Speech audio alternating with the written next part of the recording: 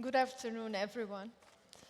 I am thrilled to be here and to be talking about AI. I'm sure this will be a conversation and the topic over the coming few days. But more importantly, I'm particularly excited to discuss the impact of AI and the fifth technological revolution on women. Is it a threat? Is it an opportunity? And how can we actually make it an opportunity? Very excited to be with this distinguished panel, and I think we were introduced, so I will not get into another round of introduction, but you'll get to hear about their experiences and their insights as we advance. Maybe I'll get us anchored in a few facts and then move on. So investment in tech and AI has been proven to add value globally, anywhere between $2.6 to $4.4 trillion annually. And this is only the direct impact. Now, in addition, we also know it has a significant implication on workforce.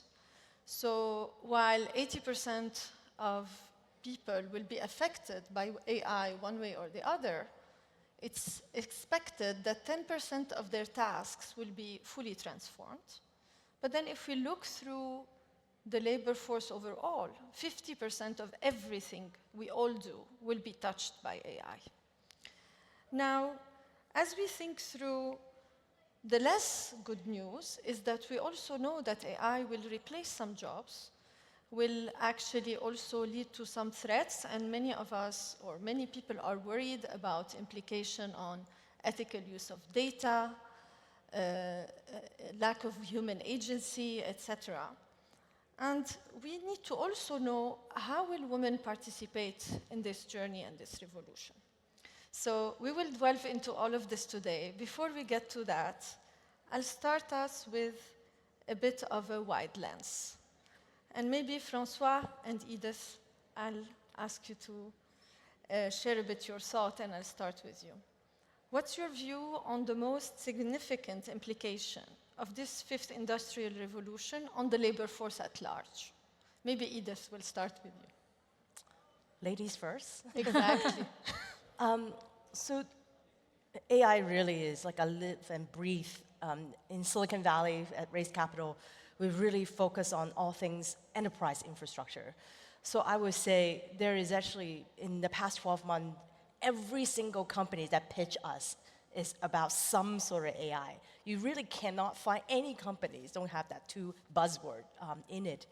But I think like the way that we look at it in terms of impact on various different industry, what we're seeing a lot of is, for now, is almost mostly similar to what happened 10 years ago. The Uber for X, certain companies. What we're seeing on a daily basis is co-pilot for certain role in various different industry. Particular focus on marketing, sales, customer service, hiring, legal, and of course coding. So, and that applied to all kind of industry, regardless is for healthcare, for manufacturing, for software companies, for fintech.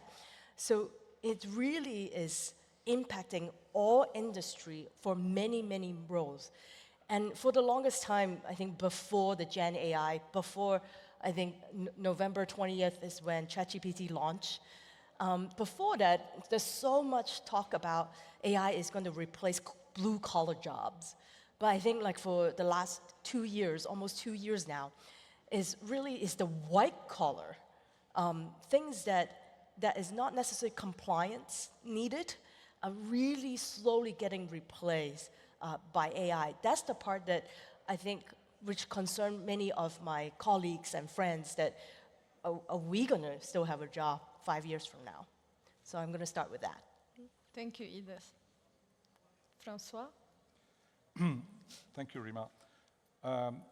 Before talking about the fifth industrial revolution, let's talk a minute about the fourth one. It was launched in Davos, for those who were there, in January 2016. It was mondialization. So technology helps a large company to produce in China, to have call centers in India, to have sales in the US or whatever. And after the lockdown, after the climate crisis, after a few events we're going through right now, mondialization has stopped. We just figured out that price, cost cannot be the only reasons. Short circuit, sovereignty, and whatever. And AI right now help those companies to do what they want, where they want, using the latest technology. AI, in fact, you have AI from breakfast to nightcaps right now. I do AI since 1982, and I've seen a lot of things happening. I keep my diploma in a cupboard during 40 years. In the last 18 months, I'm very popular to talk about things. But AI is, I hate this word ecosystem, but it's a real ecosystem between hardware, between technology, communication technology and software. So if you take one out, you're dead. Why do we talk so much about AI? First of all, you have new Moore's law on technology. Moore's law, for those who are in technology for a while, Intel invents this word. You double every 18 months. Second, AI has been used by many people as a fear effect to get buzz, on TV and social networks. And last, the popularization of AI started, as you say, in January 2023 with ChatGPT-4. ChatGPT 1 was in 2018.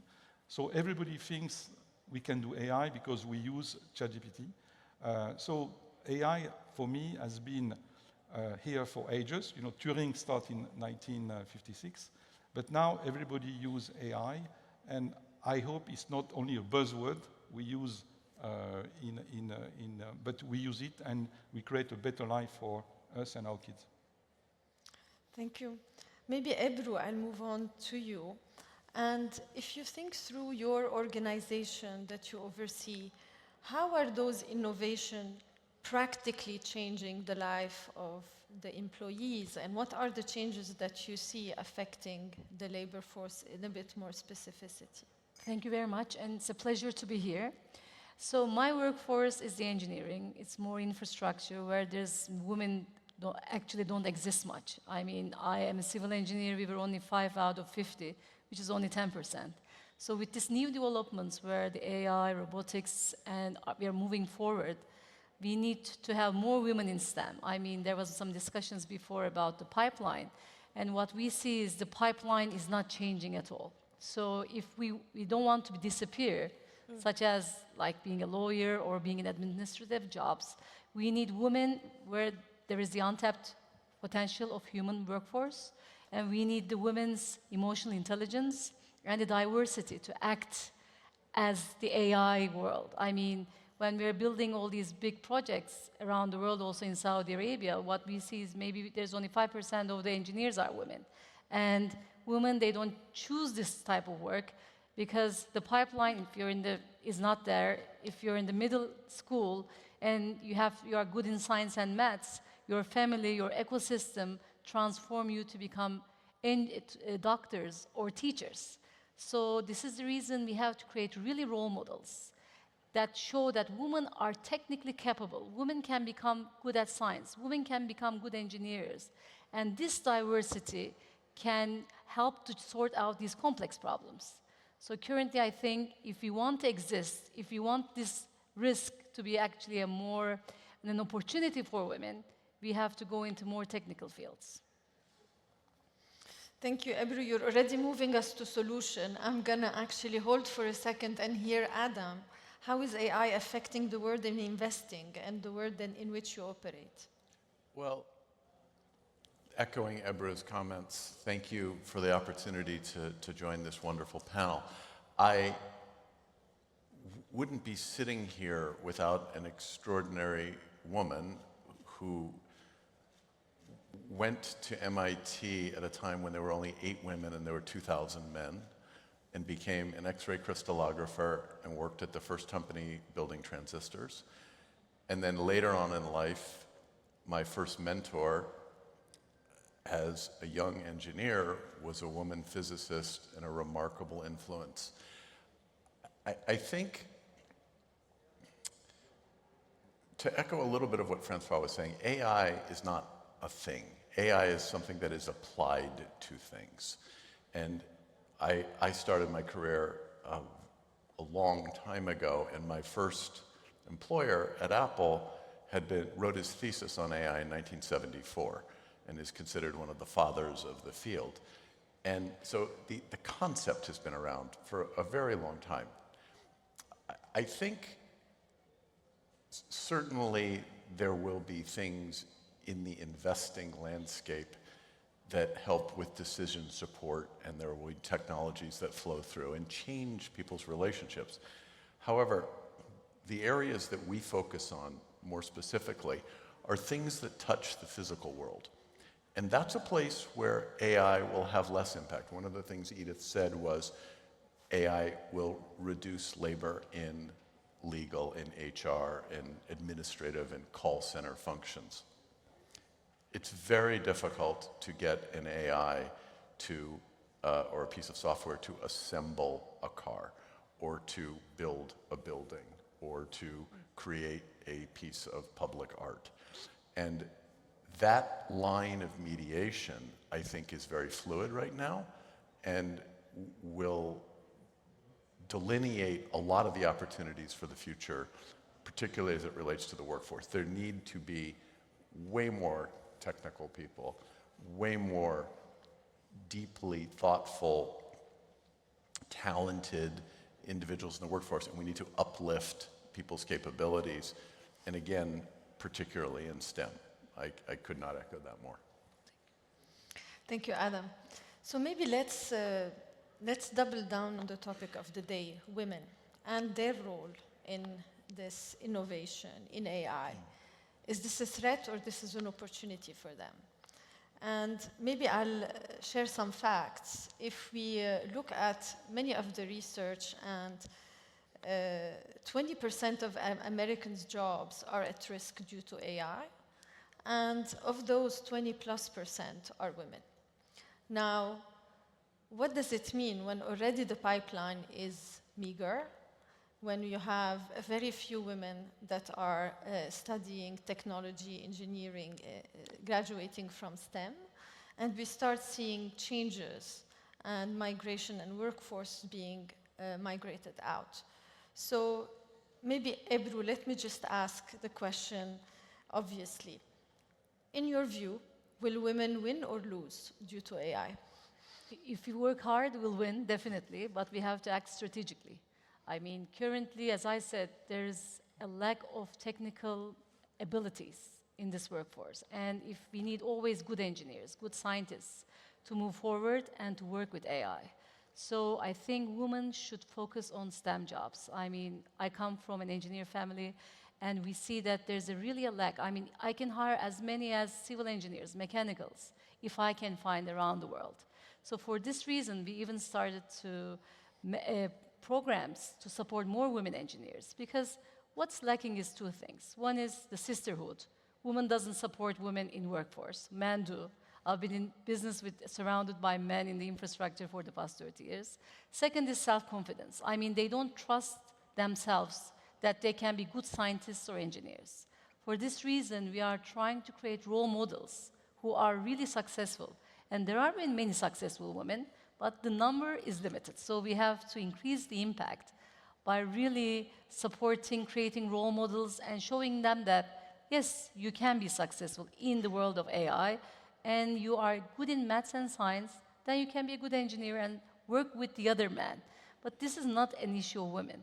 This is an issue of men and women together. So I'm very happy that at least we are in this panel together. So Adam, I take it you agree with. I do. I mean, so one of the things that our firm is gender balanced, and that's intentional. The head of our investing organization is a woman. But that is a very small example. But if you look at the universities, the technical universities in the United States, the rates of change in STEM are radically better. So MIT is 50-50. My daughter is studying engineering at a great university, and 30% of the STEM students are women. But here's a really interesting thing. You just have to try a little harder to give women an opportunity. And I'll give you a really tactical example.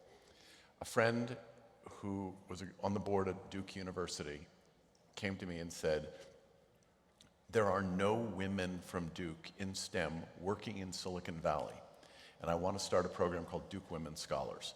So the first year, we brought 2 women out from Duke to work in the Valley.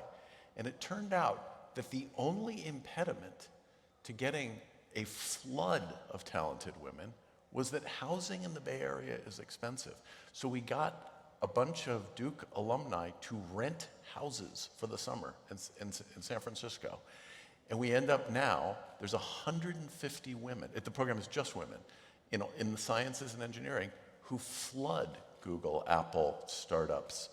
And it's incredibly successful. And the insight was, just make it a little bit easier. Super exciting. So I see you wanted to contribute on making it easier. I have a little bit, I guess, because yes, I am sort of the rare woman in the field of, early stage investing. So I spend a lot of time with male engineers and founders. It's a little bit of a different thinking. A lot of the math geeks are really scared right now, because why would I even need like a math genius to solve some of these problems if I can just put the problem prompt engineering into ChatGPT? I don't need anyone anymore to study, 15 years of calculus, because ChatGPT can do it in 2 seconds.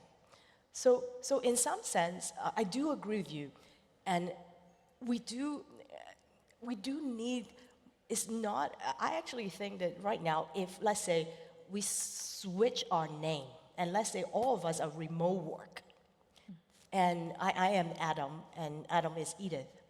And as long as there's no any sort of preconceived notion of what our gender is, and if we are far away on all remote work, in some sense it's really, really exciting, because any average marketer, average customer service can 10x our productivities thanks to AI. So in many sense, I think it's great for developing country, particularly for women or men. More or less is anybody who didn't have all these opportunity, now with the help, and all of us have a super agent that can get us a lot more productive. But the part is, I think from a sort of women angle, to look at a little bit more technical side of things is 2 things. One is, I do think that women's usually a little bit more skeptical on what's going on. And we do need voice of women to make sure that the training data of all these LLM have a women voice. If all women get together, usually it will be empowerment. Let's support each other. Trust me, when guys get, you guys should, when guys get together, it's not about empowerment. Well, it's a different conversation, which I would love to learn more. So in that sense, I do think that we should contribute to training data. We should also be part of the set data privacy policy around what can be contributed to make sure that this brain that we're training, now I think most of the LLM, maybe 15, 16-year-old, we need to make sure that 15, 16-year-old is not only a teenage boy, but also have the teenage girl's perspective of being nice, empathy. And that is the part that I think we should really voice. Well, Thank you, Edith. Microsoft just published a paper that said if you just exclude Reddit, LLMs are way nicer. I actually wanted to ask François, you had your PhD on AI when AI wasn't a thing. And you've worked on all these models over the years, and you've seen them evolve. Do you see the voice of women more present in them? Yeah, I've always been a big defender. In my board, I have 12 men and 12 women. On my supervisory board, I have a big diversity issue because there is 2 men and 5 women. And I can tell you it's a great problem to have, and it's the best supervisory board I had. You ask a very good question. Will women lose or win? I think both men and women will win together. When I see the evolution of technology, most of the right brain will be outsourced to machines. Not today, but in the next days, next years. When I touch this iPhone with my finger, I have a sensor, electricity. it goes in my brain at 60 meters per second. In my brain, the neuronal speed of transmission of information is 100 meters. In the machine, it's 300 kilometers per second. So we already outsmart by technology. Let's take an example, the doctors of tomorrow. When you take your car, if you have no petrol or flat tire, you have a sensor that say to you, don't take the car. Most of us came by plane, you have about 3,000 control, and if one red flag, nothing, the plane stays there. When we wake up in the morning, the only weak signal we have is pain or time, whatever, it's too late. Where in a short period of time, short can be midterm, we'll have a bunch of sensors in the body that will produce information to a dashboard. And the dashboard will be communicated, or not, by the way, for those who want, to the doctor. So when you come and see the doctor, instead on 30 minutes, instead of having 20 minutes of questions about symptoms, 5 minutes about pathology, and 5 minutes of small talks, there will be 5 minutes of pathology and symptoms, because all the symptoms will be analyzed amongst 50 million cases in the cloud, and 25 minutes will be allocated to small talks. And for those who have a good empathy, I just mentioned what you say, listening, and I think women will win in this case because they are much more empathic, listening, and caring, you know. So all the task-oriented job will not disappear, but will be going south like that, and all the right brain, which is emotion, empathy, care, will go. That's where I think women will win the race, if I can say it like this, because of the way they structure their approach, their mothers, you know, they raise family. So I'm very confident that in the near term, there will be a much balanced society. Thank you, François. Indeed, the world will benefit from more care and collaboration. Maybe a closing thought from all of you, and very quickly, what would you advise to the leaders in this forum, men and women, as to what should they do, not to just level the playing field, but ensure women are actively leading in this fifth industrial revolution? I'll start with Adam, just to allow our ladies to think about their answer. Great, thanks. In closing, what I would say is the problems of the world are manifest, and they are not something that you can solve with a large language model. They are hard. They are thought-provoking. Energy, climate, society. AI will be a tool, but what I would say is leaders of the world would be terribly remiss to ignore 50% of the talent base. And I am always looking for the best, the brightest, the most compelling, and it doesn't matter where they come from geographically or what their gender is. Thank you. And to the leaders, I would say don't just hesitate to hire more women. Give them a chance. And we're not talking about any women, but we are talking about women leaders. And currently we are doing a project in Kingdom of Saudi Arabia with Princess Noura University, which is the biggest university, female university on earth.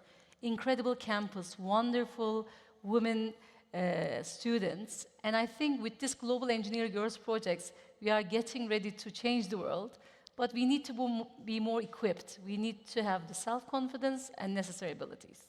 Thank you. Edith?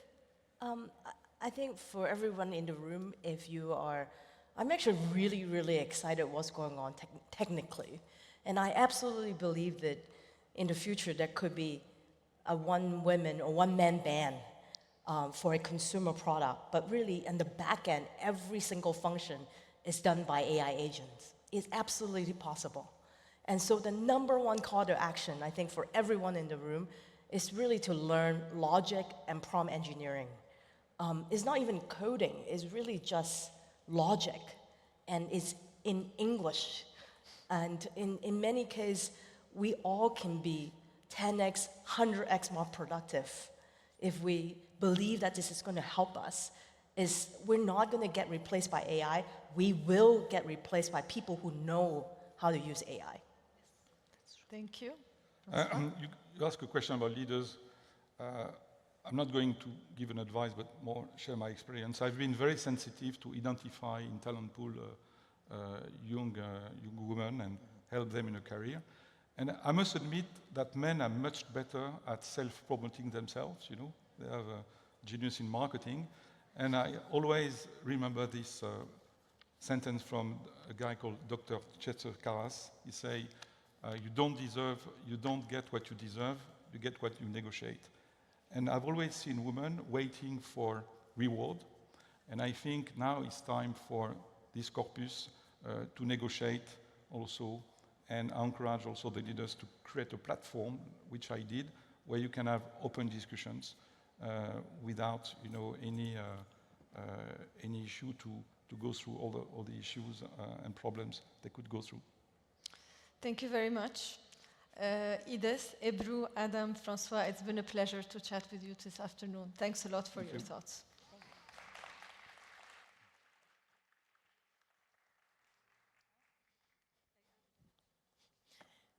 Thank you so much, Rima.